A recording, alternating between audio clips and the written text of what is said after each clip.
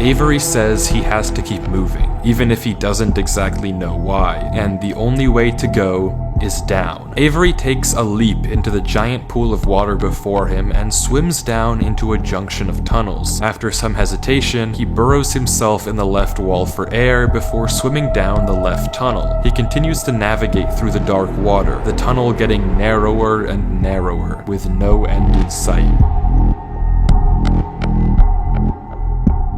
Until it opens into a giant cavernous room with just enough space at the top to get a bit of air. When Avery descends again, we can see tunnel openings sprawling across the walls. Avery scans around. There's no marker of where to go, just tunnels upon tunnels as far as the eye can see.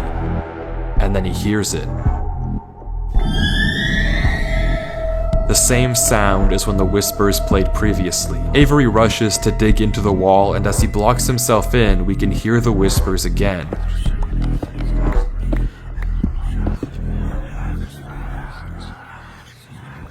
Quieter, but still there, as if they're passing by him.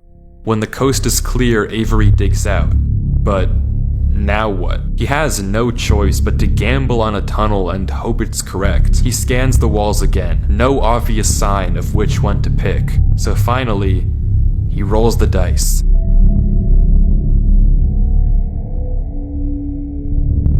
The tunnel leads to another junction, and again, after a slight hesitation, Avery goes left.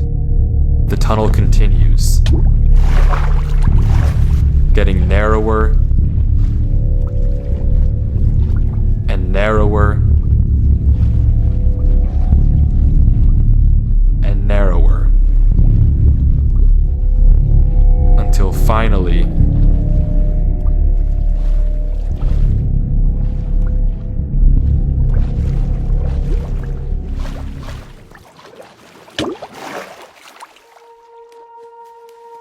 he finds himself in the oasis. Avery looks around the room, strangely, almost peaceful. He's in the middle of a square pond, flanked on all sides by the same uncanny trees. He stares off at the water for a second before towering up and getting a good look around. Nothing but trees as far as the eye can see. For a moment, he pauses, before something snaps, and he crafts a boat to get to the center of the lake. Without hesitation, he dives down into the tunnel and plugs up the hole. He makes another trip for good measure, plugging it even further. If this thing comes through here again, it has to break that. But I need to explore. He sails back to the edge of the lake. What it can't avoid doing is loading the chunk. Avery chops a few trees and crafts a hopper with the spare iron in his inventory. His plan is simple: set a trap for the thing following him.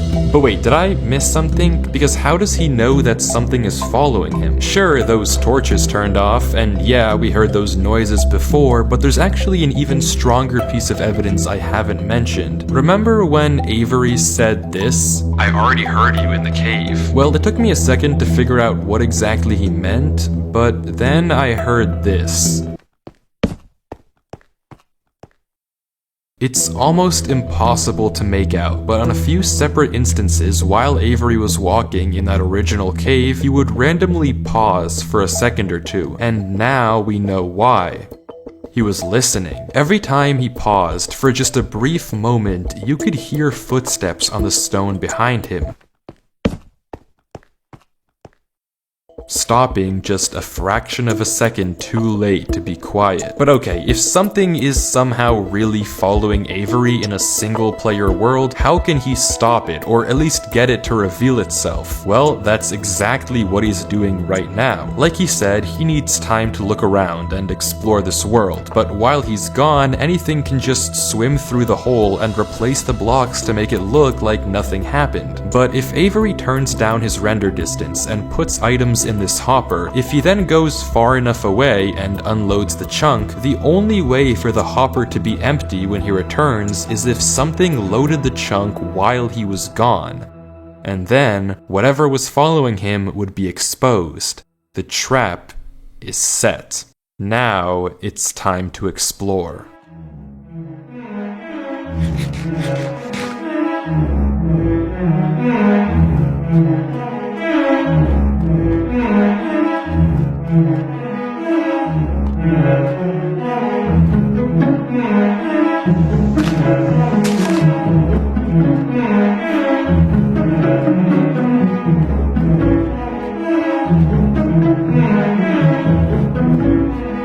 Avery walks through the trees, avoiding the lake so as to not load the chunk. Every inch of this place looks exactly the same. The same gray floor, the same strange trees. Everywhere he looks, there's nothing. Until, just in the corner of the screen, there's a sign. But it's hard to spot, and Avery doesn't seem to see it, and he keeps walking. Then he pauses. Interesting. That's the third sign we've seen so far. What? Where? Third sign? I've only seen this one, but it turns out he's right. Going back and re-watching the footage, just barely hidden in the corners of the screen are two other signs Avery crossed earlier in the recording, though he gave no indication at the time that he noticed them. Avery goes back to all three signs. All of them are blank, so I don't know what to make of it, but Avery seems to be satisfied and he explains why. These signs all seem to point to one place. Both of these angled ones point in the same direction. And he's right. If you line up a coordinate grid with the location and rotation of the signs, you get this. So he's right, all of them point a certain way, and if you trace out their intersection, it hits one specific point. He also pulls off this brilliant move, which you rarely see from these protagonists, by turning the difficulty to peaceful because he ran out of food. Absolutely genius. But with that said, he returns to the lake to check on his contraption. And nothing showed up. Items are still flowing out of the hopper, which would be impossible if anything had loaded the chunk. Avery tells us exactly this. Nothing came through. Not to mention, the blocks are still in the same position Avery placed them to plug the hole. Now that he's shaken off whatever was following him, Avery sails back, presumably to find the intersection points of the signs. But before he does that, he opens up chat and says this. Something is here. What? How? Why is Avery saying that? Why isn't he sending it in chat? What did he see? I don't know if it can hear me. But I'm not taking any chances. The grass block. When Avery left the chunk, he didn't just set one trap for the entity, he set two. Without mentioning anything to us, he placed a grass block next to a block of dirt. In Minecraft, grass can't spread if the chunk isn't loaded. The only way that this block is now grass is if something other than Avery loaded this chunk. I'm not scared, but my gut says to keep moving.